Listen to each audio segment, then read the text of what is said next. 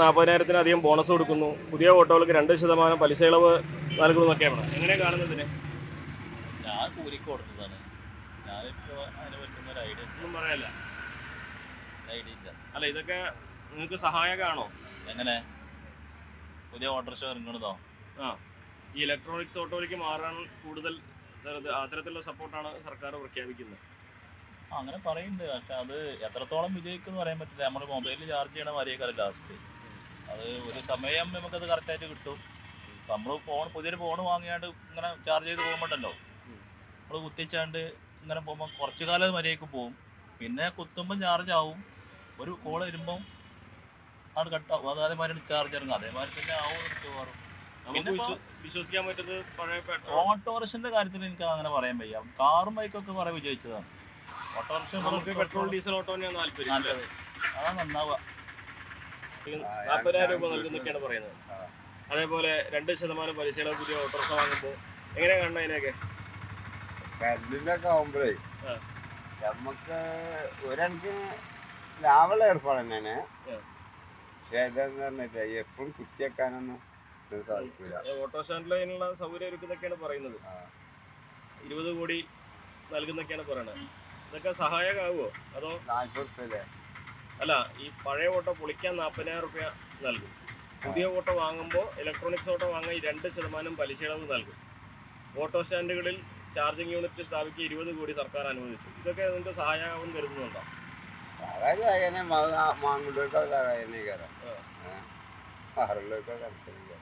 ഇതിൽ പ്രതീക്ഷ ഇല്ല അല്ലേ?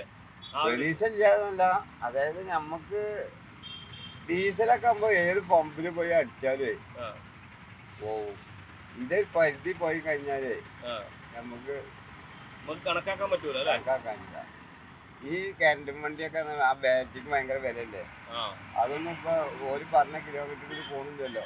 ഇപ്പൊ നമ്മൾ ഒന്നും വേണ്ട, ഈ കമ്പനീനെ പോയി നോക്കിയാൽ കാണാൻ കൊടുങ്ങാനും നിറച്ചുണ്ട് വണ്ടി കേടുന്ന് കണ്ട്. ഇപ്പൊ ഇവിടെ എടുത്തൊരു കമ്പനി ഉണ്ടല്ലോ മുണ്ടമ്പില്, അതെന്നെ നടത്തുന്നത്. നമുക്ക് വിശ്വസിക്കാൻ പറ്റില്ല. അപ്പൊ ഞങ്ങള് ഇലക്ട്രോണിക് ഇപ്പൊ ഇറങ്ങിയ വണ്ടികൾ തന്നെ ഒരു 2 കൊല്ലത്തിന്റെ അപ്പുറത്തേക്ക് പോകണില്ല. അപ്പോഴേക്ക് തന്നെ അത് കട്ടപ്പുറത്ത് കയറാണ്. അതിന് സ്പെയർ ഇല്ല, അതിൻ്റെ വർക്കിംഗ് മേഖല അല്ല. പക്ഷേ ഈ ഒരു വണ്ടി ഇറങ്ങുന്നുണ്ട് എന്ന് മാത്രം തന്നെ ഉള്ളൂ, മറ്റൊന്നുമില്ല. അതിൻ്റെ സാധാരണ ഒരു തൊഴിൽ ചെയ്ത് ജീവിക്കുന്നതാണ് ഓട്ടോ വിഭാഗം എന്ന് പറയുന്നത്. ഈ ഓട്ടോ വിഭാഗത്തിന് മുന്നേറാൻ കഴിയുന്ന ഒരു സംരംഭമായിട്ട് അത് തോന്നുന്നില്ല. കാരണം വെച്ചാൽ 2 കൊല്ലത്തിൻ്റെ അപ്പുറത്തേക്ക് ആ വണ്ടി ശരിക്ക് വർക്ക് ചെയ്ത് പോകണില്ല. വെച്ചാൽ 2 കൊല്ലം ആകുമ്പോഴേക്ക് വണ്ടി മിക്കവാറും ഇപ്പോൾ ഒരു സെക്കൻഡ് ഹാൻഡ് വണ്ടി എന്ന് പറഞ്ഞാൽ ഏത് ടൗണ് പോയി കേന്ദ്രീകരിച്ച് ശ്രദ്ധിച്ചാലും നോക്കിയാലും നമുക്ക് കാണാൻ പറ്റും എന്താ, എല്ലാ സ്ഥലത്തും സെക്കൻഡ് ഹാൻഡ് വണ്ടികൾ കണ്ടമാനം വണ്ടികളാണ്. ഇപ്പോൾ ഒറ്റ വണ്ടി അതേ സ്ഥാനത്ത് നമ്മളെ ഡീസൽ ഇതേമാതിരിയുള്ള വാഹനങ്ങൾ വളരെ പൊതുവായിട്ട് കുറവാണ്. അപ്പോൾ സെക്കൻഡ് ഹാൻഡ് ആയിട്ട് കിട്ടണില്ല. അപ്പോൾ അത് ഭയങ്കര ഡിമാൻഡാണ്. സെക്കൻഡ് വണ്ടി കിട്ടണമെങ്കിൽ തന്നെ ഡീസൽ വണ്ടികൾ കിട്ടാൻ ഡിമാൻഡാണ്.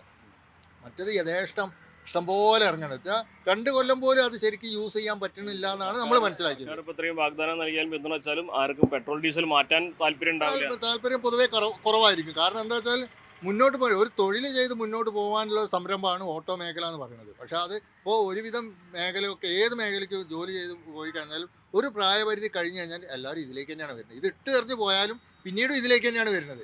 എത്രയോ ഇതുണ്ട്.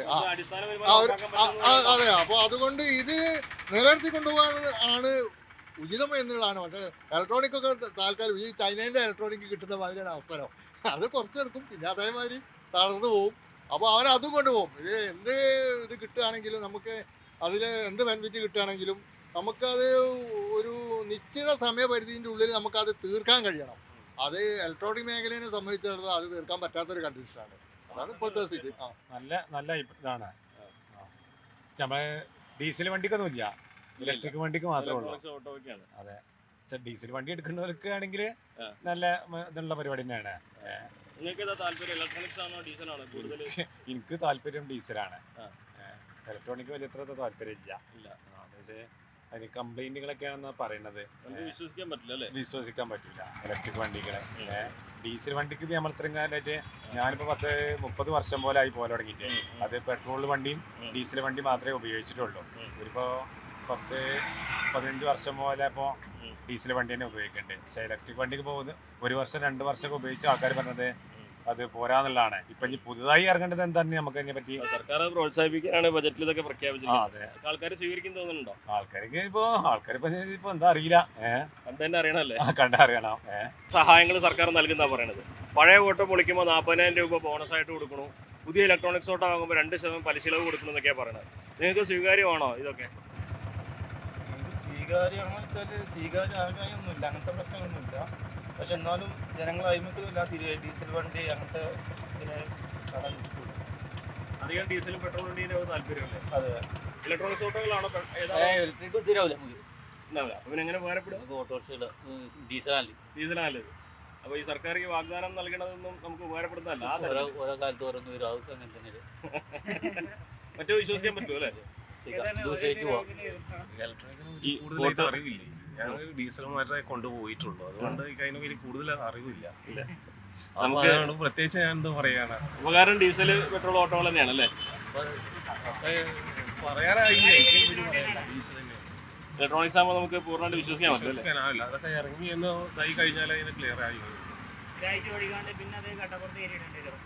പഴയ പെട്രോൾ ഡീസൽ ഓട്ടോകൾ പൊളിക്കാൻ 40% ബോണസും തരുന്നതാണ് പറയുന്നത്. ഇത് ഉപകാരപ്പെടുന്നതാണോ സർക്കാരിന്റെ ഈ വാഗ്ദാനം, ബജറ്റിലെ ഈ പ്രഖ്യാപനം? അത് എന്താ പറയാ, ഡീസലിന്റെ ഫുൾ എടുത്തു പോകാറുണ്ട്. ഡീസലിന്റെ കുറയ്ക്കാൻ വേണ്ടിയിട്ടാണ് പുതിയ വണ്ടികളൊക്കെ ഇലക്ട്രോണിക്സ് ആക്കണം എന്നാണ് സർക്കാർ പറയുന്നത്. ഡീസൽ വണ്ടി എന്ത് ചെയ്യാം, പൊളിച്ചു പോകും. അത് പൊളിക്കുമ്പോൾ 40,000 രൂപയ്ക്ക് അധികം തരുന്നു, ബോണസ് ആയിട്ട് തരും. പിന്നെ പുതിയ വണ്ടി വാങ്ങാൻ 2% പലിശ ഇളവ് ഇലക്ട്രോണിക്സ് ഓട്ടോയ്ക്ക്. അതെങ്ങനെ നിങ്ങൾക്ക് ഉപകാരപ്പെടും? നിങ്ങൾക്ക് ഉപകാരപ്പെടുന്നത് തന്നെയാണ്. ഇലക്ട്രോണിക്സ് ഓട്ടോകൾ പലരും പറയണത് അത് മുഴുവൻ വിശ്വസിക്കാൻ പറ്റില്ല, അങ്ങനെ തോന്നുന്നുണ്ടോ? അങ്ങനെ കംപ്ലൈന്റ് ഉണ്ടല്ലോ, ചാർജ് ബാറ്ററി കംപ്ലൈന്റ് ഉണ്ട്, പൊട്ടിത്തെറിക്കൽ കത്തിന് കേൾക്കാം. അങ്ങനെ പറഞ്ഞാൽ കത്ത് ശരിക്കും അറിയില്ല. ഇല്ല, സർക്കാരിന് മുന്നോട്ട് വെച്ചൊരു സംഭവം നല്ല അഭിപ്രായം. ബോണസ് തരും, പുതിയ ഡീസൽ ഇലക്ട്രോണിക്സ് ഓട്ടോ വാങ്ങിക്കാൻ 2% പലിശ ഇളവും ബജറ്റിൽ പ്രഖ്യാപിച്ചതാണ്. ഇപ്പോൾ അതെങ്ങനെ നിങ്ങൾക്ക് ഉപകാരപ്പെടുന്നതാണോ? മനസ്സിലായില്ല. ഈ പെട്രോൾ ഡീസൽ ഓട്ടോറിക്ഷകള് ഒഴിവാക്കാൻ 40,000 രൂപ സർക്കാർ ബോണസ് കൊടുക്കും. ഒഴിവാക്കാൻ പെട്രോൾ ഡീസൽ ഇലക്ട്രോണിക്സ് ഓട്ടോ പുതിയത് വാങ്ങുമ്പോൾ അതിന് 2% പലിശ ഇളവും.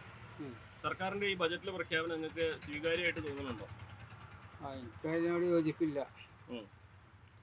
ഒന്നാമത് അത് പലരും കംപ്ലൈൻറ്റ് പറയുന്നുണ്ട് ഇലക്ട്രോണിക്. പിന്നെ അതിന് ദൂരപരിധി വളരെ കുറവാണ്. കോഴിക്കോടൊക്കെ പോയി വരാനുള്ള ചാർജിങ് കുറവാണ്. പിന്നെ ഓരോ അടവിലും മറ്റേ സാമ്പത്തിക ബാധ്യതയൊക്കെയുള്ള അടവായിട്ട് പോകുന്ന കുറേ വണ്ടികൾ ഓടിക്കൊണ്ടിരിക്കുകയാണ്, ഡീസൽ പെട്രോളൊക്കെ. അതൊക്കെ പെട്ടെന്ന് നിൽക്കുമ്പോൾ അതിൻ്റെ ഏറ്റവും ദോഷങ്ങൾ ഉണ്ടാവും. പിന്നെ ആൾട്ടിംഗ് പെർമിഷൻ അത് വലിയൊരു ചോദ്യചിഹ്നമാണ്. അത് വ്യക്തമായൊരു ധാരണ സർക്കാർ കൊടുക്കുന്നില്ല. ഒരു ആൾട്ടിംഗ് പെർമിറ്റ് എന്ന് പറയുമ്പോൾ അതിൻ്റെ കപ്പാസിറ്റി അനുസരിച്ചാണ് RTO ഓഫീസിന് സാധാരണ കൊടുക്കാറ്. ഇതല്ല, ഇത് ഇറങ്ങണ വണ്ടിക്ക് പോയാൽ ഇതുള്ളൊരു ഉറപ്പ് കൊടുക്കുകയാണ് കമ്പനി. എന്നാൽ ഇവിടെ അതിനുള്ള സംവിധാനമില്ല. അതിലൊക്കെ ഒരു അവ്യക്തത ഉണ്ട്. അപ്പോൾ അതൊക്കെ ഒന്ന് ക്ലാരിറ്റി വെക്കണം, അതും കൂടി ക്ലിയർ ആക്കണം. ഇപ്പോൾ ഉദാഹരണമായിട്ട് പറയുകയാണെങ്കിൽ, ഇപ്പോൾ ഡീസൽ വണ്ടിയാണെങ്കിലും നമുക്ക് ഫിറ്റ്നസ് എടുക്കണമെങ്കിൽ മറ്റേ ക്ഷേമനിധി അടക്കണം എന്നാണ്. പക്ഷെ ഞാൻ ഒരു പ്രവാസി ക്ഷേമനിധിയുള്ള ആളാണ്. അപ്പോൾ ആ ക്ഷേമനിധി അവർ അംഗീകരിക്കണില്ല. ആ നിലവിൽ അതിനെക്കുറിച്ചൊന്നും പറഞ്ഞില്ല. അപ്പോൾ എനിക്കൊക്കെ ഇപ്പോൾ 2 ക്ഷേമനിധി എടുക്കേണ്ട അവസ്ഥയാണ്. അപ്പോൾ ഒരു ക്ഷേമനിധി അംഗീകരിക്കണുള്ളൂ. അപ്പോൾ ഇത് വണ്ടിക്കായിട്ട് നമ്മൾ ടാക്സ് അടക്കാനായിട്ട് ഒരു ക്ഷേമനിധി വേറെ എടുക്കേണ്ട ഒരു അവസ്ഥയുള്ളൂ. അപ്പോൾ അങ്ങനെയുള്ള സംഗതികളൊക്കെ ക്ലാരിറ്റി നിൽക്കുന്നുണ്ട്.